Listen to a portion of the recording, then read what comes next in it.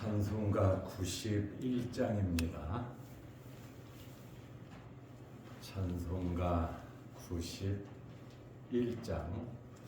슬픈 마음 있는 사람 예수 이름 믿으며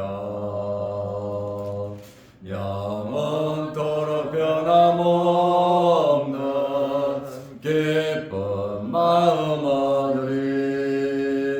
예수의 이름은 세상의 소망이요 예수의 이름은 전국의 기쁨일세. 거룩하신 주의 이름 너의 방패 삼으라. 환난 시험 당할 때에 주께 기도드려라. 예수의 이름은 세상의 소망이요 예수의 이름은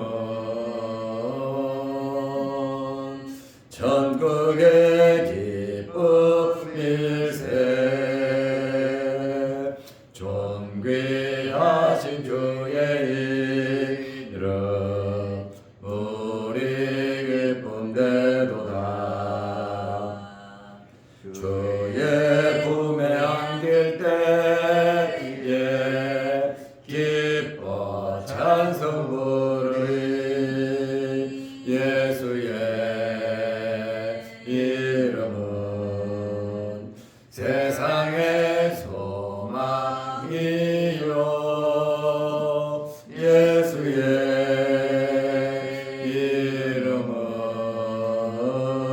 이름은 전국의 기쁨일세. 우리 갈 길 나간 후에 보좌 앞에 나가 왕의 왕께 경배하며 멸류관을 드리리. 예수의 이름은 세상의 소망이요 예수의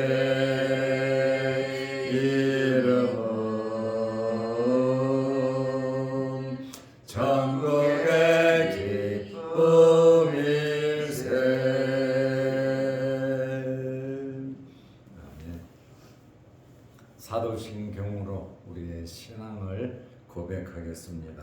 전능하사 천지를 만드신 하나님 아버지를 내가 믿사오며 그 외아들 우리 주 예수 그리스도를 믿사오니 이는 성령으로 잉태하사 동정녀 마리아에게 나시고 본디오 빌라도에게 고난을 받으사 십자가에 못 박혀 죽으시고 장사한 지 사흘 만에 죽은 자 가운데서 다시 살아나시며 하늘에 오르사 전능하신 하나님 우편에 앉아 계시다가 저리로서 산자와 죽은 자를 심판하러 오시리라. 성령을 믿사오며 거룩한 공예와 성도가 서로 교통하는 것과 죄를 사하여 주시는 것과 몸이 다시 사는 것과 영원히 사는 것을 믿사옵나이다. 아멘. 하나님의 말씀 누가복음 21장 29절에서 33절 말씀까지 보겠습니다. 이에 비유로 이르시되 무화과 나무와 모든 나무를 보라.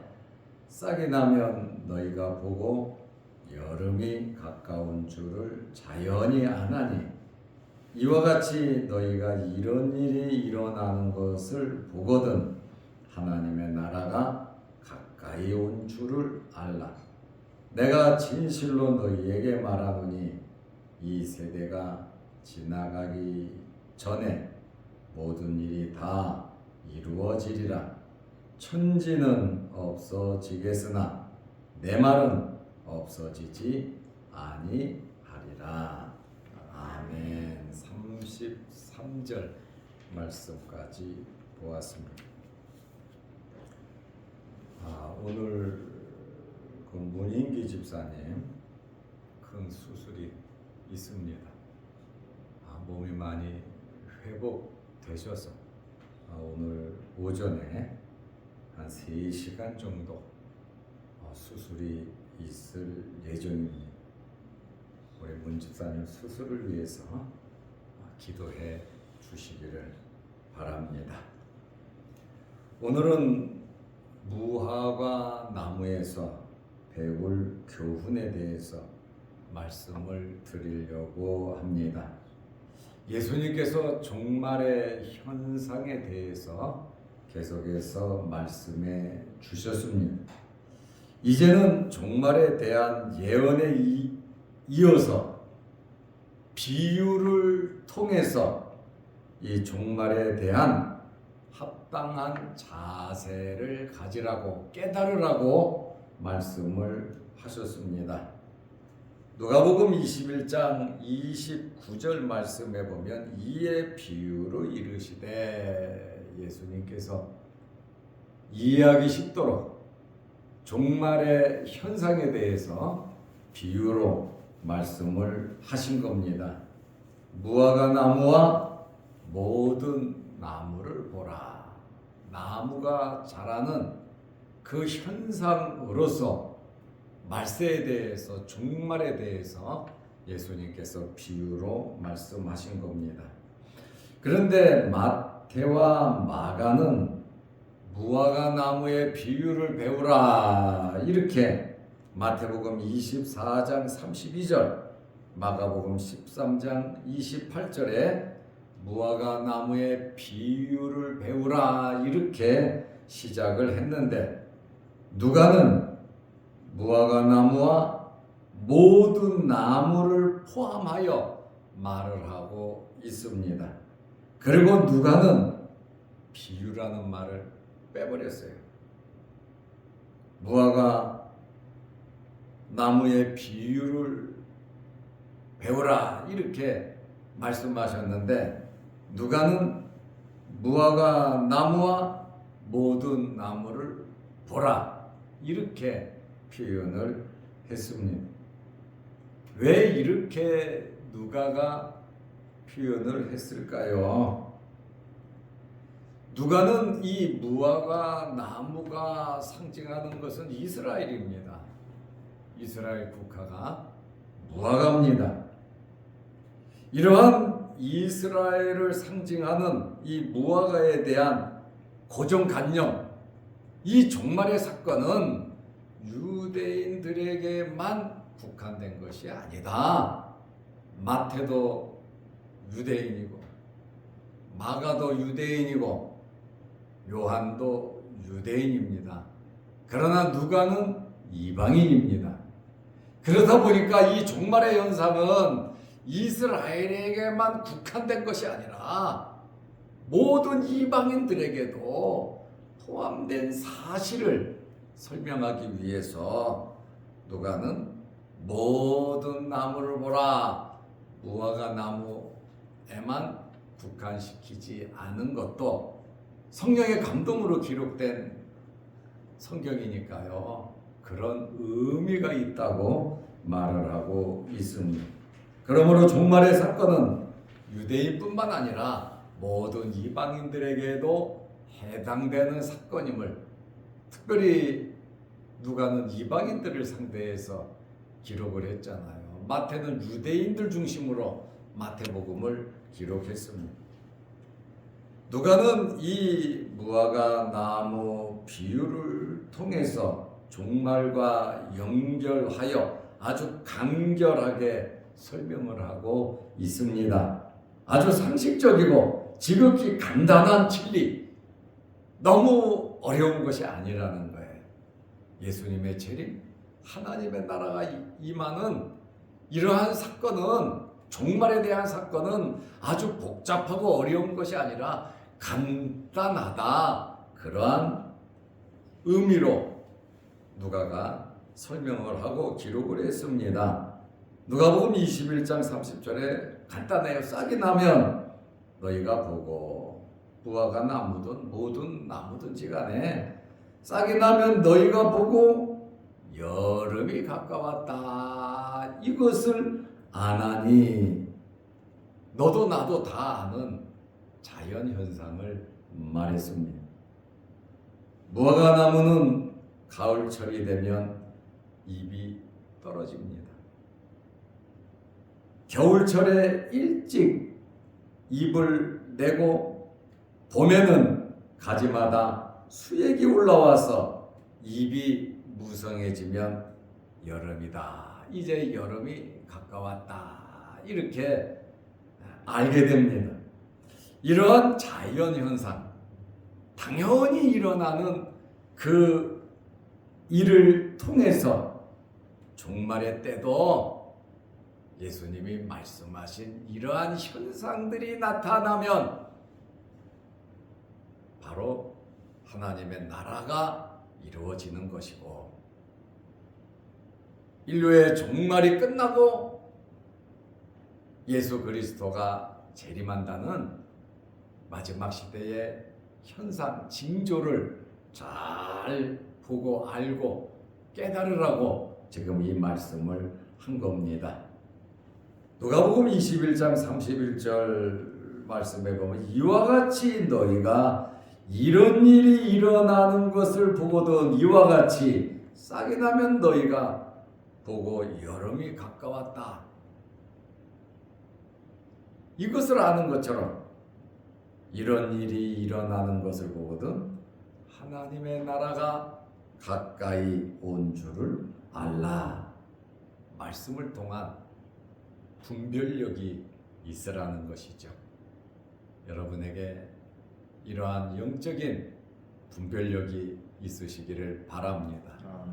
말세를 당한 우리 성도들은 이러한 영적인 깨달음과 영적인 성숙함이 없으면 우왕좌왕하게 되어 있습니다. 말씀 굳게 붙잡고 이 말씀의 의미를 잘 깨닫고 살아가면 이 종말의 때도 지혜롭게 잘 극복하고 주님을 만날 수 있는 것입니다. 예수님께서 말씀하신 이 종말의 징조 21장에 계속 말씀하셨잖아요. 마태복음 24장에도 말씀하셨고, 사도 요한은 요한계시록의 마지막 징조, 마지막 일어날 일들에 대해서, 속히 일어날 일들에 대해서 요한이 기록을 했잖아요. 이러한 종말의 징조가 나타나면 하나님의 나라가 가까이 온 줄을 알라. 특별히 유대인들을 향해서 또 이방인들을 향해서 야, 성전이 무너지고 예루살렘이 군대에 의해서 애워싸이고 멸망하고, 그리고 대환란이 일어나고 천재지변이 일어나면 하늘의 이상현상이 나타나고 대환란이 우리에게 있을 때 하나님의 나라가 가까운 줄 알고 깨어 기다리라고 하는 그러한 말씀입니다. 하나님의 나라는 예수 그리스도의 재림으로 완성됩니다. 지금도 하나님의 나라는 계속해서 이루어져 가고 있습니다. 우리는 한계가 있어도 성령께서는 지금도 강하게 성령의 바람을 일으켜서 하나님의 나라 확장에 역사하고 계신다고 하는 그러한 말씀입니다. 하나님의 나라는 구속함을 받은 백성들이 모이는 곳입니다. 흰 옷 입은 성도들이 이 땅의 숫자로 이 땅의 표현으로 할 수 없는 엄청나게 흰옷 입은 성도들이 모인 것처럼 하나님의 나라는 예수님의 피로써 죄 씻음을 받은 하나님의 택한 백성들의 모임이 영원한 하나님의 나라인 것입니다.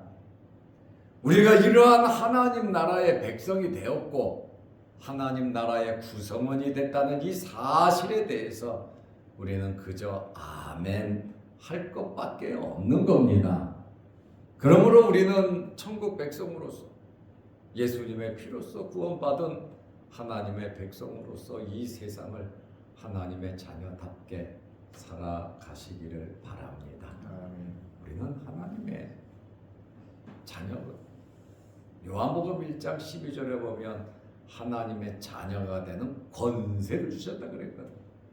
그리고 왕 같은 제사장이라 그랬거든요. 그러므로 우리의 권한이 지금은 육신을 입고 굉장히 연약한 것 같고, 또한 죽은 우리 믿음의 선배들은 천국에서 지금 주님 재림하실 그때를 기다리고 있지요. 그러나 주님 재림하시면 모두 부활하고 성도들은 변화되어 흰옷 입은 엄청난 무리같이 하나님을 찬양하며 아픔도 고통도 눈물이 없는 저 천국에서 영생 복락을 누린다는 겁니다. 이 영원한 이 생명은 돈으로도 살 수 없고 값으로도 매길 수 없는 이 어마무시한 하나님의 큰 은혜를 우리가 받았는데 그 은혜 절대로 잊지 말고 우리 남은 생에 정말 감사하면서 하나님을 찬양하면서 말씀대로 살아가시기를 바랍니다. 이러한 하나님의 나라는 그리스도의 주권과 그리스도의 통치가 이루어지는 곳입니다.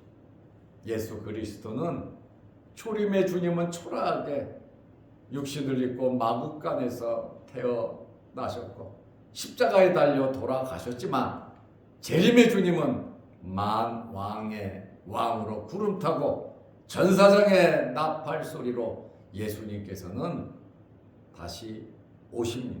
재림하신다 그 말입니다. 우리는 그날을 바라보면서 지금도 살아가고 있습니다. 하나님 앞에 설 때를 생각하면서 재림의 신앙을 우리는 가져야 합니다.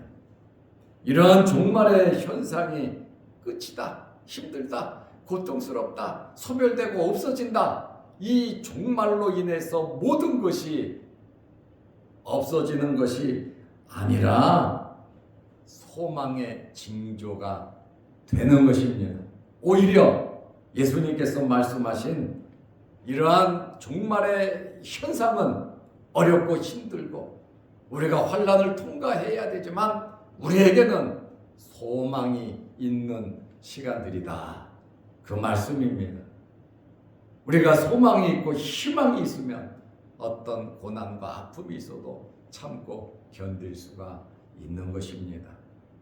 그러므로 우리에게는 이러한 하나님의 나라의 소망, 다시 부활할 것에 대한 소망, 죽어도 다시 산다고 하는 주님의 이 말씀을 신뢰하면서 우리는 어떤 상황에서 두려워하지 말고 우리는 믿음으로 당당하게 하나님의 자녀로서 권세를 가지고 살아가야 하는 것입니다.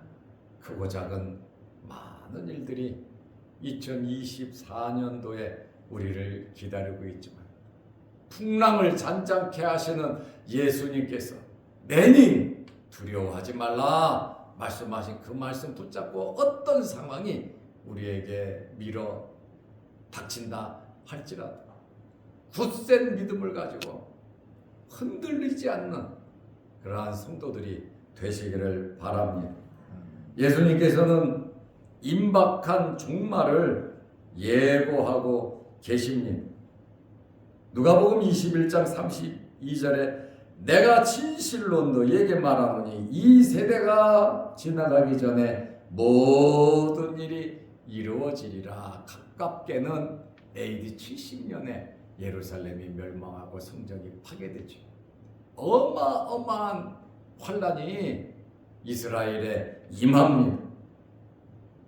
이 세대가 지나가기 전에 모든 일이 이루어지리라.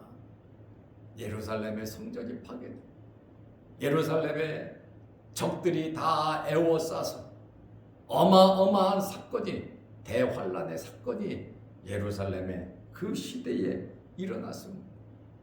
예수님을 잡아 죽이면서 유대인들이 뭐라 그랬습니까? 그 핏값을 우리와 우리 자손들에게 돌려달라고, 돌리라고 큰소리치고 한 가지 예수 그리스도를 죽이라 그랬습니다. 그러나 그 핏값은 우리가 받겠다. 이 세대, 그 세대가 예수님의 핏값을 받았어요. 그리고 수천 년 동안 그 자손들이 어마어마하게 떠돌아다니면서 죽었습니다. 지금도 그 자손들, 조그만 강원도보다 작은 땅덩어리에서 주변 나라의 공격을 받으면서 어마무시하게 고통당하면서 그들이 살아가고 있습니다. 예수를 잡아 죽이면서 그 핏값을 우리와 우리 자손들이 받겠다라고 하는 그 말 한마디가 지금까지 수천 년이 지나도 그러한 고통과 아픔 속에 지날 수밖에 없다는 겁니다. 그러므로 하나님의 아들 예수 그리스도를 잡아 죽인, 자기 동족을 죽인 이스라엘, 이 유대에 이 엄청난 재난이 있는 것은 주님 말씀하신 그대로 이루어지는 겁니다. 가깝게는 AD 70년에 멸망이 됐지만 먼 미래를 보면 마지막 시대가 이와 같이 된다는 겁니다. 무화과 나무도 그렇지만 모든 나무가 그와 같이 되는 것처럼 누가는 이방인들까지 포함해서 먼 미래를, 1차적으로는 이스라엘의 멸망을, 2차적으로는 먼 미래 예수님 오시기 전에 예루살렘이 멸망한 그 광경처럼 우리에게도 그런 엄청난 일이 벌어질 것을 말씀하고 있다는 거예요. 그래서 이러한 징조를 보면 우리는 날마다 회개하면서 믿음으로, 말씀으로 돌아와야 하는 것입니다. 하나님의 나라는 예수님 말씀하신 것처럼 천국에 가까웠다, 회개하라고 말씀하신 것처럼 우리는 날마다 회개하면서 하나님 앞에 나아가야 하는 것입니다. 아직 완성은 되지 않았지만 예수님의 재림으로 하나님의 나라가 완성이 되는데 이미 시작은 되었다. 말세는 예수님께서 탄생하심으로 말세가 시작되었습니다. 그러나 지금 시대를 가리켜서 세상의 현상을 보면서 말세 지말이다, 말세 중에서도 지금 끝이다, 성경이 말세를 말하고 있는데 우리 기독교인들은 별로 잘 말은 안 하는데 세상 사람들이 말해요. 말세다, 말세다, 말세다. 오히려 세상 사람들도 자기들 입으로 말세라고 말을 하고 있습니다. 아직 하나님의 나라가 완성되지는 않았지만 계속해서 하나님의 나라는 이루어져 가고 있습니다. 하나님의 나라를 이루는 일에 우리가 살아있는 동안 열심히 가담하시고 협조하시기를 바랍니다. 아멘. 하나님께서 우리에게 복을 주시는 목적이 하나님의 나라 완성입니다. 그리고 주님 말씀하신 것처럼 나를 미워하기 때문에 너희를 미워하는 것이고, 너희가 미움받고 핍박을 받을 때 너희보다 먼저 내가 미움받고 내가 핍박받은 걸로 알으라고 말씀하셨잖아요.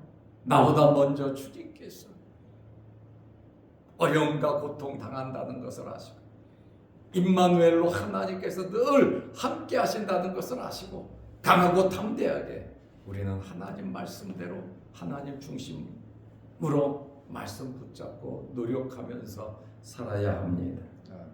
가깝게는 내 자신 일에 충실하고 내 직분 잘 감당하고 우리 가정 식구들 구성원들 잘 돌보고 우리 친구들과 친지들과 또 사회생활하면서 만나는 동료들에게 우리의 삶 속에서 하나님의 나라가 이루어질 수 있도록 그들을 향하여 힘있게 기도하면서 복음을 전파하시기를 바랍니다. 복음을 전파한다고 해서 전도지를 주면서 예수 믿으라고, 물론 그것도 필요합니다. 우리의 삶 속에서 잔잔한 예수 그리스도의 향기를 날릴 수 있는 빛과 소금들이 되시기를 바랍니다. 아멘. 어디에서든지 우리는 하나님의 나라 확장을 위해서 힘써야 할 사명이 있을 것입니다. 그 일을 해야 하나님의 나라의 상급이 쌓이는 것입니다. 예수님의 말씀은 반드시 이루어집니다. 누가복음 21장 33절에 천지는 없어지겠으나 천지는 없어집니다. 하늘은 두루마리가 말리는 것처럼 날아가 버린다 그러잖아요. 베드로는 불이 내려와서 태워버린다고 하잖아요. 그때에 하늘에 징조가 있는데 예수 그리스도가 재림한다는 거 아닙니까? 주님의 말씀도 천지는 없어지겠지만 내 말은 없어지지 아니하리라. 하나님의 말씀, 예수님의 말씀은 진리거든요. 이 말씀은 1.1획도 패하지 아니하고 이 말씀은 그대로 이루어지니까 저와 여러분들은 명심해야 할 것이 이 말씀 붙잡고 말씀 중심으로 살아가시기를 바랍니다. 아멘. 그리고 이 말씀을 알기 위해서 노력을 해야 합니다. 됐다. 저도 목사이지만 아직 멀었습니다. 말씀 더 봐야 되고, 더 기도해야 되고, 더 연구해야 되고, 더 깊게 들어가야 하고, 배우면 배울수록 부족하고 연약하단 말입니다. 그러니 우리 모두 올 한 해 동안에도 말씀을 깊게 알아갈 수 있는 한 해가 되시기를 바랍니다. 아멘. 기도하겠습니다. 하나님 아버지, 오늘 문인기 집사님 그 수술이 있습니다. 수술할 수 있도록 지금까지 건강 주시고 회복시켜 주셔서 감사합니다. 오늘 수술이 잘 되게 하시고 또 재활도 잘 되게 하시고 활동하는 데 지장 없도록 도와주시며 권사님과 그 자녀들이 안타까운 마음으로 기도하는 중에 있사오니 하나님께서 강건하게 역사하시고 집도하는 의사들과 함께하여 주셔서 실수하지 않도록, 투여되는 약에 실수되지 않도록 하나님께서 강하게 개입하시고 간섭하시고 수술하여 주시고 치료하여 주옵소서. 아멘. 어제는 거룩한 주일을 잘 지내게 하시고 맡은 직분 사명 감당하기 위해서 힘쓰고 애쓰게 하시고 예배 잘 드리게 하시고 또 오늘부터 세상에 나가 살 텐데 하나님 힘 주시고 능력 허락하여 주셔서 여호와를 아는 것이 우리의 힘이라 하셨사오니 하나님을 아는 힘으로 살아가게 하옵소서. 아멘. 오늘 이 새벽에도 여러 가지 기도 제목으로 기도할 때 하늘문 열리게 하시고 하나님께서 응답하여 주시고 우리가 이 땅에 살아가는 동안 새벽 제단을 지키고 예배드리는 일에 힘쓸 수 있도록 우리에게 건강을 허락하여 주시고 하나님의 나라 확장을 위해서 물질적으로도 채워주셔서 어려움이 없게 하시고 우리 자녀 손들이 하나님의 크신 복을 받아 잘 되고 형통하게 하옵시며 오벳 에돔이 받은 놀라운 복이 우리에게도 임하게 하옵소서. 아멘.